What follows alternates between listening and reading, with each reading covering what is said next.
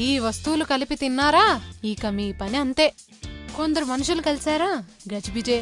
కొన్ని పనులు కలిపి చేస్తే గందరగోళమే. అలాగే కొన్ని ఆహార పదార్థాలు కలిపి తిన్నా గడబిడే.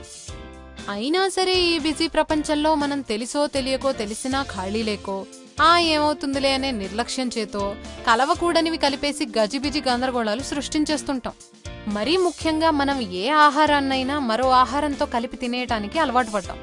అదో ఫ్యాషన్గా గొప్పగా చెప్తాం కూడా. అయితే ఆ తర్వాత వాటితో వచ్చే సమస్యలకు టాబ్లెట్ల రూపంలో పరిష్కారాలు వెతుక్కుంటుంటాం. అదే ఏవి విరుద్ధమైన పదార్థాలు, ఏవి కలిపి తినకూడదో తెలుసుకున్నారనుకోండి, వాటిని కలపకుండా వేరువేరు సమయాల్లో తీసుకుని మన ఆరోగ్యాన్ని కాపాడుకోవచ్చు. ముఖ్యంగా మనం భోజనం చేసేటప్పుడు ఆహారంలో గుణము, స్వభావము వేరుగా ఉన్న పదార్థాలు తినకూడదు. వాగ్భటుల వారు ఈ విషయం చాలా చెప్పారు.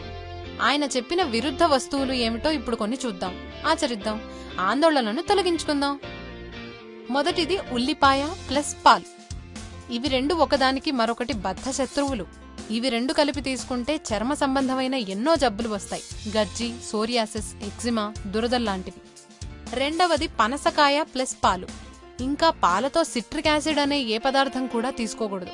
సిట్రిక్ యాసిడ్ ఉండేవి కమలా పండు, బత్తాయి పండు, నారింజ పండు, ద్రాక్ష పండు వంటి పుల్లటి పదార్థాలు.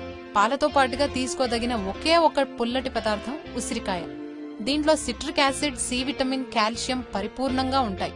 అయినా కూడా ఉసిరికాయ మాత్రమే పాలతో కలిపి తీసుకోదగినది. ఇక ఏ పుల్లటి పదార్థం అయినా మామిడికాయ కూడా పాలతో తీసుకోకూడదు, పుల్లగా ఉంటే. తియ్యటి మామిడికాయని పాలతో కలిపి తీసుకోవచ్చు. ఇక నెయ్యి ప్లస్ తేనె కలిపి తీసుకోకూడదు. ఇంకా మినప్పప్పు ప్లస్ పెరుగు పొరపాటున కూడా ఒకేసారి తీసుకోకూడదు. మనం మినప్పప్పుతో కలిపి పెరుగుతో చేసే ఆవడలు తీసుకోకూడదు. పెసరపప్పు, కందిపప్పు లాంటి వాటితో కలిపి పెరుగు తీసుకోకపోవడమే మంచిది. ఒకవేళ తీసుకోవలసి వస్తే పెరుగులో తాలింపు చేసుకుని తినాలి. మినప్పప్పుతో మాత్రం పెరుగు ఎట్టి పరిస్థితుల్లోనూ కలిపి తినకూడదు. ఈ వీడియో కనుక మీకు నచ్చినట్లయితే లైక్ కొట్టి షేర్ చేయండి. మరిన్ని వీడియోస్ చూడాలనుకుంటే వెంటనే సబ్స్క్రైబ్ చేయండి. Thank you.